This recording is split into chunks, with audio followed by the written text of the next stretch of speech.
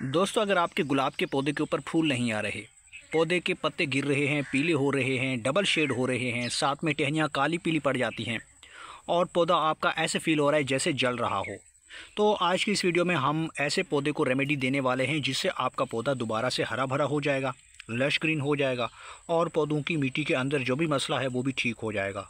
पौधे के पत्ते कुछ इस तरीके से पीले हो रहे हैं, एक साइड से जल रहे हैं, टहनियाँ काली पड़ रही हैं, टहनियाँ सब की सब खाली हो रही हैं और एक दो फूल आते हैं, उसके बाद फूल आना बंद हो जाते हैं।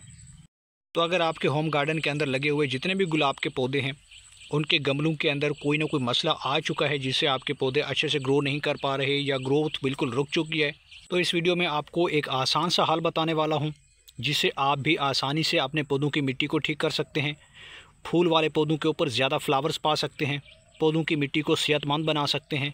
ये चीज़ तकरीबन 10 से 20 रुपए में आसानी से मिल जाती है।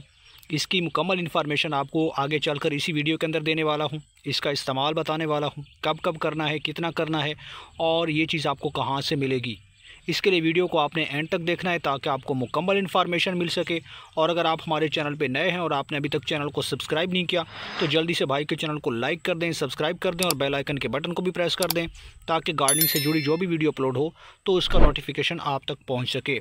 तो चलिए दोस्तों, वीडियो को शुरू करते हैं। तो दोस्तों, इस चीज़ को इस्तेमाल करने से पहले आपको चंद बातों का ध्यान रखना है।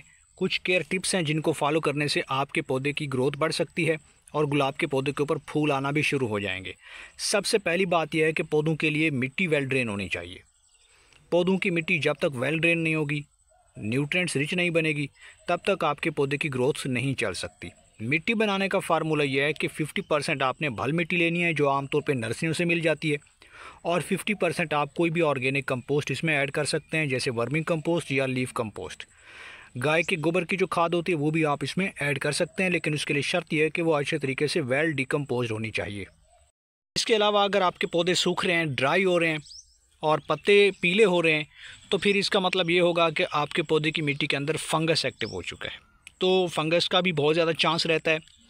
जब तक आपके पौधे की मिट्टी के अंदर ज़्यादा कीचड़ बना रहता है, यानी आप पानी इतना ज़्यादा भर भर के देते हैं कि वो ओवरफ्लो कर देता है, गमले के ऊपर से निकलना शुरू कर देता है और प्रॉपर उसकी ड्रेनेज नहीं हो रही, यानी कि गमले के अंदर अगर आपका पौधा लगा हुआ है तो नीचे से जो बॉटम के अंदर ड्रेनेज होल है वो बंद है, वो सही तरीके से काम नहीं कर रहा, तो जाहिर है गमले का पानी जो है वो ऊपर खड़ा रहेगा, सरफेस के ऊपर ज़्यादा देर तक ठहरा रहेगा जिससे पौधे की मिट्टी के अंदर फंगस लगने का चांस बढ़ जाता है। इसके अलावा दोस्तों, जो भी पत्ते गिरते हैं ऊपर से नीचे, आप देख रहे हैं गमले के अंदर काफ़ी सारे पत्ते गिरे हुए हैं, इन पत्तों को आपने वहाँ से रिमूव कर देना है। कुछ इस तरीके से आपने उनको निकाल देना है। अब इन्हें क्यों निकालना है, तो ये इसलिए ज़रूरी है कि जब तक आप इनको नहीं निकालेंगे तब तक ये यहाँ पे डिकम्पोज होते रहेंगे और फंगस के चांसेस को बढ़ा देंगे। तो इसके लिए ज़रूरी है कि आप इन तमाम पत्तियों को जो भी गिरती हैं गुलाब के पौधे से, उन सबको आपने यहाँ से निकाल देना है और बाहर फेंक देना है। तो गमले की सफाई भी बहुत ज़रूरी है ताकि हमारे पौधे की मिट्टी के अंदर फंगस ना लगे। गुलाब के पौधों की अच्छी ग्रोथ के लिए ज़रूरी है कि पौधों को पानी जो है वो आप वक्त पे दिया करें, सही टाइम पे दिया करें और ख़ासकर पौधों को पानी तभी दें जब पौधे की सरफेस बिल्कुल ड्राई हो जाए। आप देख सकते हैं कि यहाँ पे हल्की सी नमी जो है वो मिट्टी के अंदर मौजूद है। इस तरीके की मिट्टी जो है वो पौधों के लिए होनी चाहिए। अगर आप ज़्यादा पानी देंगे ओवरफ्लो हो जाएगा, ओवर वाटरिंग हो जाएगी और कीचड़ बन जाएगा तो फिर आपके पौधे अच्छे से ग्रो नहीं कर पाएंगे। उससे पौधे की जड़ें कमज़ोर हो जाती हैं, शाखें काली हो जाती हैं, नीचे से गलना शुरू कर देती हैं जड़ें और तमाम के तमाम पत्ते जो है वो बारी बारी नीचे गिरना शुरू कर देते हैं। तो ये गलती आपने नहीं करनी। तभी आप पौधों को पानी दें जब ऊपर वाला सरफेस इसका बिल्कुल ड्राई हो जाए। इसके बाद दोस्तों, आपने करना यह है कि पौधों की मिट्टी के अंदर आपने टाइम टू टाइम गुड़ाई करते रहना है। हल्की सी आपने गोडी करनी है किसी भी गार्डनिंग टूल की मदद से। कुछ इस तरीके से गुड़ाई करने का सबसे बड़ा फ़ायदा यही होता है कि पौधों की मिट्टी में फंगस नहीं लगता, कीड़े नहीं आते, चींटियाँ नहीं आती। इससे पौधों की मिट्टी के अंदर एक तो हवा का गुजर रहता है, पौधों की मिट्टी के अंदर ऑक्सीजन की सप्लाई जारी रहती है। तो टाइम टू टाइम गोडी आपने ज़रूर करनी है। कम से कम हफ्ते में एक बार गोडी ज़रूर कर लिया करें। अगर गमले में लगे हुए पौधे हैं तो उनके लिए ये चीज़ करना बहुत ज़्यादा इम्पॉर्टेंट है। तो इस तरीके से मैंने यहाँ पे गोडी कर ली है।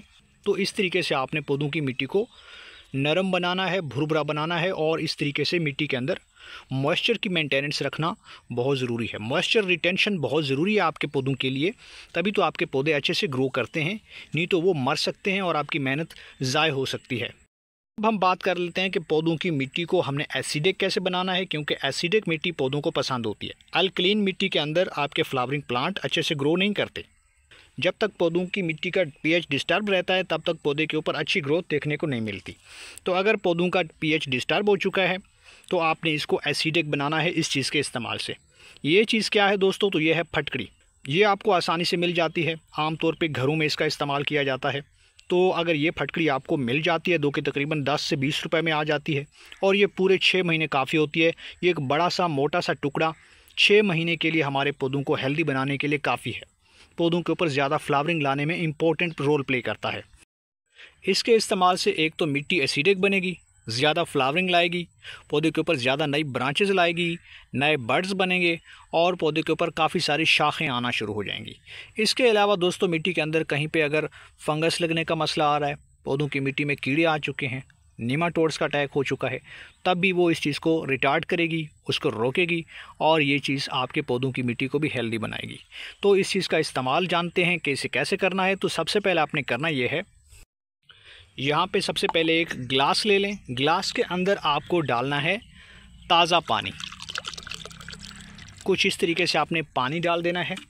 पानी डालने के बाद अब ये जो फटकड़ी का एक बड़ा सा टुकड़ा है, इसको आपने पानी के अंदर डाल देना है। इस टुकड़े को आपने तकरीबन 20 से 25 सेकंड के लिए इसी तरीके से पानी के अंदर डबोए रखना है। ये थोड़ा सा हल हो जाए, मिक्स हो जाए। जैसे ये पानी के अंदर मिक्स हो जाता है उसके बाद हम इसका इस्तेमाल करेंगे। फास्टली डिज़ोल्व करने के लिए आप इसको किसी भी चम्मच की मदद से भी हिला सकते हैं, नहीं तो आप इसको अपनी उंगली की मदद से भी थोड़ा सा इस तरीके से हिला सकते हैं। आप देख रहे हैं कि पानी जो है वो धीरे धीरे मिल्की होता जा रहा है, वाटर का जो कलर है वो चेंज होता जा रहा है। इसको आपने ज़्यादा एसिडिक नहीं बनाना, क्योंकि ज़्यादा एसिडिक भी आपके पौधों की मिट्टी को नुकसान पहुंचा सकता है। तो जस्ट ये इतना काफ़ी है। अब इसको आपने करना यह है, कुछ इस तरीके से आपने इस ग्लास को लेकर मिट्टी के अंदर आपने इस लिक्विड को इस तरीके से आपने डाल देना है। तो तकरीबन 1 गिलास मैंने इसके अंदर ऐड कर दिया है। आप देख सकते हैं एक बड़ा सा टुकड़ा अब भी बाकी है। इसको टाइम टू टाइम हम इस्तेमाल करते रहेंगे पौधों के ऊपर ज़्यादा ब्रांचेस और कलियां बनाने के लिए। तो इसके इस्तेमाल से आपके पौधों की मिट्टी एक तो हेल्दी रहेगी, एसिडिक हो जाएगी, जड़ें मजबूत होंगी और साथ में पौधों के ऊपर ज़्यादा कलियां भी बनना शुरू हो जाएंगी, पत्तों का पीला होना बंद हो जाएगा, नई ग्रोथ स्टार्ट हो जाएगी और धीरे धीरे आपका पौधा एक नई ज़िंदगी लेना शुरू कर देगा। इस लिक्विड को आप दोबारा कब अप्लाई करें, तो कोशिश करें कि हर 20 रोज़ के अंदर एक बार इस तरीके से यही लिक्विड फर्टिलाइज़र आप अपने पौधों की मिट्टी के अंदर अप्लाई कर सकते हैं। तो ये आसान सा हल था जिससे आप अपने सूखे पौधों को मरने से या डाई होने से बचा सकते हैं। उम्मीद करता हूँ कि आपको ये वीडियो पसंद आई होगी। वीडियो पसंद आई हो तो वीडियो को लाइक कर दें और भाई के चैनल को सब्सक्राइब कर दें।